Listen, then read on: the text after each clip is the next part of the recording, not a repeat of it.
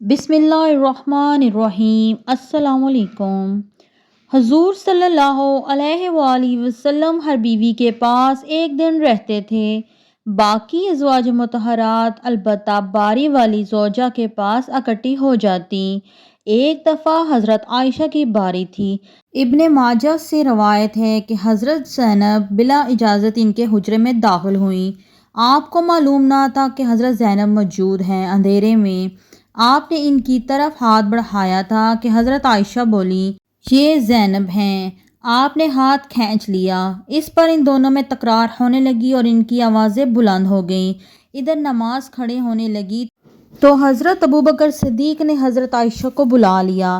حضرت عائشہ بولیں، ابھی نماز ادا کرنے کے بعد میرے والد مجھے خوب ڈانٹیں گے۔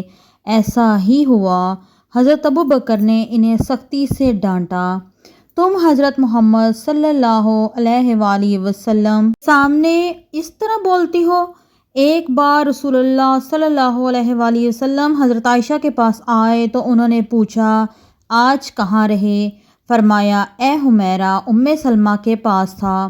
ام سلمہ سے آپ کا جی نہیں بھرتا، مجھے بتائیے، اگر آپ ایک وادی کے دو کناروں پر اتریں، ایک سے گھاس چرا لی گئی ہو اور دوسرے کنارے پر کوئی گھاس کھانے والا نہ آیا ہو، آپ جانور کہاں چرانا چاہیں گے؟ فرمایا، وہ جس کا سبزہ چکا نہ گیا ہو۔ میں آپ کی دوسری عورتوں کی طرح نہیں، میرے علاوہ ہر عورت دوسرے مرد کے پاس رہی ہے۔ حضور پاک صلی اللہ علیہ وآلہ وسلم مسکرا دیے۔ شاہ روم نے رسول اللہ صلی اللہ علیہ وآلہ وسلم کو ایک قطبی باندی ہدیہ کی۔ حضرت عائشہ کہتی ہیں کہ وہ حاملہ ہوئی تو مجھے پریشانی لگ گئی۔ ابراہیم کی ولادت ہوئی لیکن ماریا کو دودھ نہ آتا تھا۔ آپ نے بچے کے لیے دودھ دینے والی بھیڑ خریدی، جس کا دودھ پی کر وہ موٹا اور سرخ و سفید ہو گیا۔ ایک دن آپ ابراہیم کو اپنی گردن پر اٹھا کر لائے اور پوچھا، عائشہ، بچے کو مجھ سے مشابہت کے بارے میں کیا خیال ہے؟ میں نے سوتن کی وجہ سے کہا، مجھے تو آپ سے کوئی مشابہت نظر نہیں آتی۔ فرمایا، بچے کی صحت کے بارے میں کیا کہتی ہو؟ میں نے کہا، جو بھیڑوں کا دودھ پیتا ہو وہ ایسے ہی ہو جاتا ہے۔ حضرت عائشہ فرماتی ہیں، میں ان عورتوں سے چڑتی تھی جو اپنا آپ رسول اللہ صلی اللہ علیہ وآلہ وسلم کو ہبہ کر دیتی تھیں۔ میں کہتی تھی، بھلا کوئی عورت اپنی تئیں ہبہ کر سکتی ہے؟ جب اللہ تعالیٰ نے یہ آیت اتاری، اے نبی، اپنی بیویوں میں جس کو چاہیں الگ رکھیں اور جسے چاہیں اپنے پاس رکھیں اور جسے چاہیں الگ کرنے کے بعد واپس بلا لیں، اس میں بھی کوئی حرج نہیں۔ تو میں نے کہا، مجھے لگتا ہے آپ کا رب آپ کی خواہش پوری کرنے میں جلدی کرتا ہے۔ ایک اور روایت ہے، ابن حجر کہتے ہیں، کئی صحابیات نے اپنی جان رسول اللہ صلی اللہ علیہ وآلہ وسلم کو بخشی مگر آپ کسی ایک کو نکاح میں نہ لائے کیونکہ یہ آپ کی منشا پر موقوف تھا، بشرطیہ کہ نبی کریم صلی اللہ علیہ وسلم اس کو اپنے نکاح میں لانا چاہیں۔ ابن حجر نے حضرت میمونہ رضی اللہ تعالیٰ عنہا کے وہابہ ہونے کا بھی رد کیا ہے۔ ام المومنین حضرت سودا نے اپنی باری کا دین حضرت عائشہ کو دے دیا، چنانچہ آپ صلی اللہ علیہ وآلہ وسلم حضرت عائشہ کے ہاں 2 دن قیام کرتے۔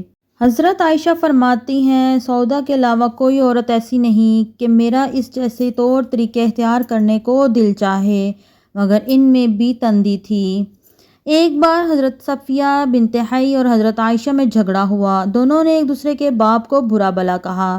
رسول اللہ صلی اللہ علیہ وسلم نے سنا تو فرمایا، صفیہ، تم ابو بکر کو گالی دے رہی ہو؟ حضرت عمر فرماتے ہیں، نبی کریم صلی اللہ علیہ وسلم نے ازواج آپس کے رکش و رقابت کی وجہ سے آپ سے روٹھ گئیں تو میں نے ان سے کہا، نبی کریم صلی اللہ علیہ وآلہ وسلم تمہیں طلاق دیں تو بڑی امید ہے کہ ان کا رب انہیں بدلے میں تم سے بہتر بیویاں دے دیں۔ تو اسی مضمون کی آیت نازل ہوئی۔ ایک سفر میں نبی کریم صلی اللہ علیہ وآلہ وسلم کے ساتھ جانے کے لیے حضرت عائشہ اور حضرت حفصہ کے نام کا قرعہ نکلا۔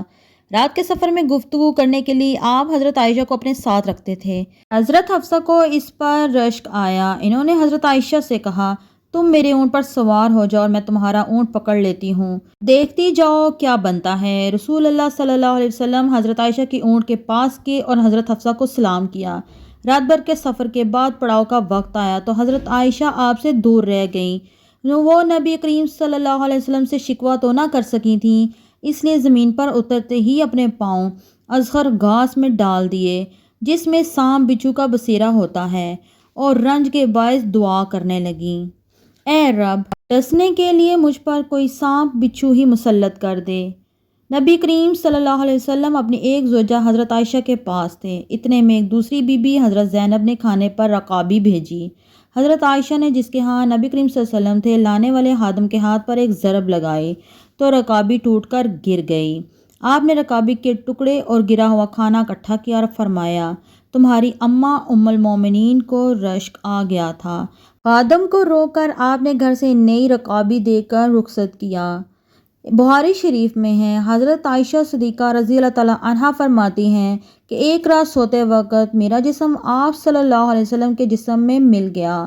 آپ صلی اللہ علیہ وسلم نے فرمایا، عائشہ، کیا تم مجھے اس رات رب کی عبادت کی اجازت دیتی ہو؟ میں نے کہا، واللہ مجھے آپ کا قرب پسند ہے، تاہم میں آپ کی خواہش کو ترجیح دیتی ہوں۔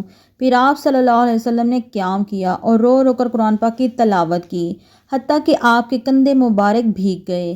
پھر آپ صلی اللہ علیہ وسلم بیٹھ کر تلاوت کرتے رہے، حتیٰ کہ آپ کے پہلو آنسوں سے تر ہو گئے۔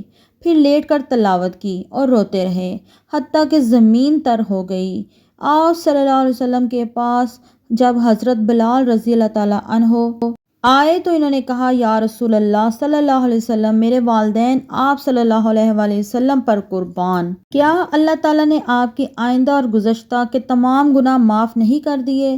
فرمایا، بلال، پھر میں شکر گزار بندہ نہ بنوں؟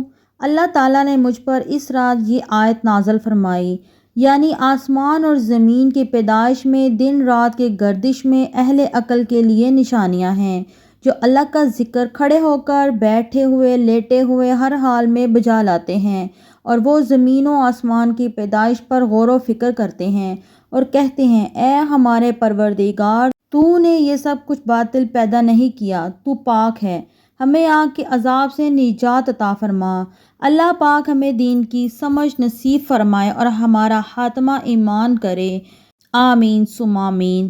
ناظرین، کمنٹس باکس میں ایک بار صلی اللہ علیہ وآلہ وسلم ضرور ٹائپ کریں، اور امید ہے کہ آپ کو میری یہ ویڈیو ضرور پسند آئی ہوگی۔ ایسی ہی ویڈیو حاصل کرنے کے لیے میرے چینل کو سبسکرائب کریں اور میری ویڈیو کو لائک اور شیئر کریں۔